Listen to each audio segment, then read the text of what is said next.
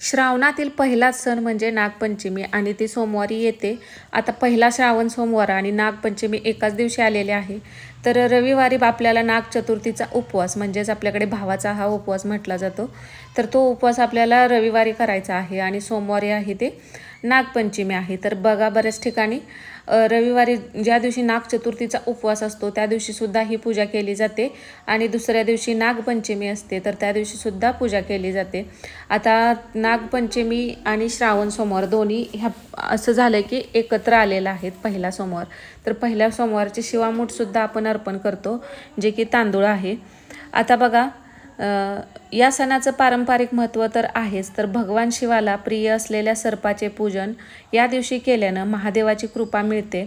तसंच विशिष्ट पद्धतीने या दिवशी नागाची पूजा केल्यास काल सर्पदोष आहे तो देखील दूर होतो अशी आपल्याकडे मान्यता आहे. त्यामुळं नागपंचमीच्या दिवशी नागाची पूजा करण्याची पद्धत आपल्याकडे आहे. तर ज्या ठिकाणी म्हणजे ज्यांना बऱ्याच ठिकाणी गावागावातने ना म्हणजे खेडेगावात तरी मातीचा नागोबा केला जातो आणि त्या ठिकाणी सगळ्या म्हणजे महिला एकत्र येतात.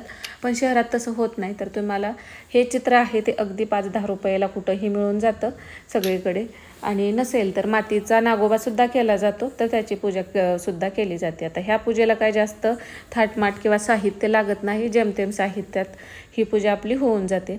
तर इथं पाटावरती वस्त्र टाकायचं आहे. दिव्याची पूजा करून घ्यायची. दिव्याला नमस्कार करायचा कारण अग्नीच्या साक्षीनेच आपण कोणतीही पूजा करत असतो.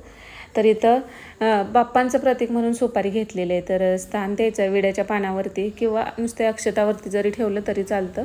हळदी कुंकू टाकायचं त्यावरती सुपारी ठेवली आणि आपल्याला हळदी कुंकू अक्षता फूल व्हायचं आहे. नमस्कार करायचा आहे.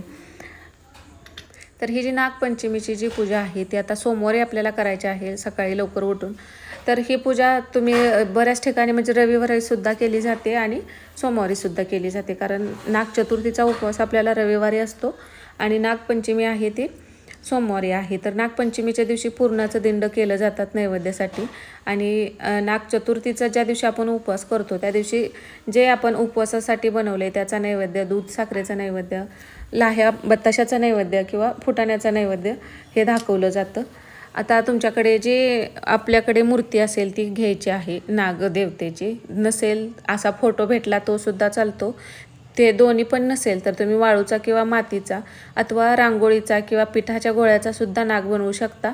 नागाला हळद दूध फुलं वाहून आपल्याला पूजा करायची आहे. तसेच नैवेद्यामध्ये आता तुमच्याकडे जे काय आहे ते तुम्ही दाखवायचं आहे.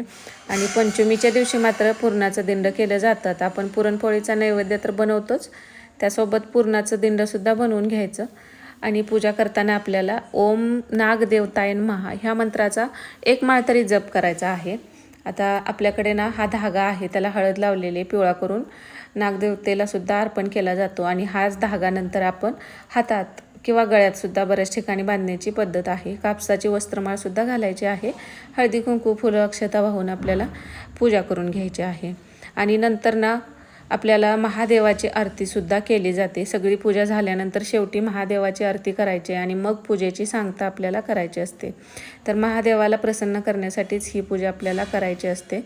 तर अशा पद्धतीने तुम्ही व्यवस्थित मनोभावे नागाची पूजा केली तर तुमच्या कुंडलीतील नाग सर्पदोष कमी होतो असं आपल्याकडे म्हणलं जातं. तर इथं मी लाह्या फुटाणं दूध साखरेचा नैवेद्य दाखवलेला आहे. तर अशा पद्धतीने तुम्ही साधी सोपी पूजा आहे ती करू शकता. आता बऱ्याच जणींना प्रश्न पडतो की ह्याची पूजा पण आपल्याला करायची आहे. आता श्रावणी पहिला सोमवार आहे तर त्या पूजेचा सेपरेट व्हिडिओ मी अपलोड करेन. आता पहिली मूठ आहे ती शिवामूठ तांदळाची आहे आणि नंतर आपल्याला शिवाची आरती करून घ्यायची आहे. मोबाईलवर लावू शकता पुस्तकात असेल ती वाचून तुम्ही बोलू शकता. तर अशा पद्धतीने नागपंचमीचा उपवास किंवा पूजा केली जाते.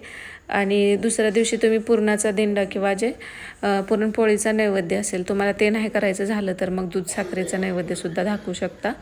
अशा पद्धतीने तुम्ही ही जी साधी सोपी पूजा आहे ती करू शकता. व्हिडिओ आवडला असेल तर लाईक करा. चॅनलवरती नवीन असाल अजून सबस्क्राईब केलं नसेल तर सबस्क्राईब करायलासुद्धा विसरू नका. असेच नवनवीन आपल्या सणाबद्दलच्या माहितीचे व्हिडिओ तुम्हाला या चॅनलवरती बघायला भेटतील. तर सगळ्यांना नागपंचमीच्या खूप खूप शुभेच्छा. श्री स्वामी समर्थ.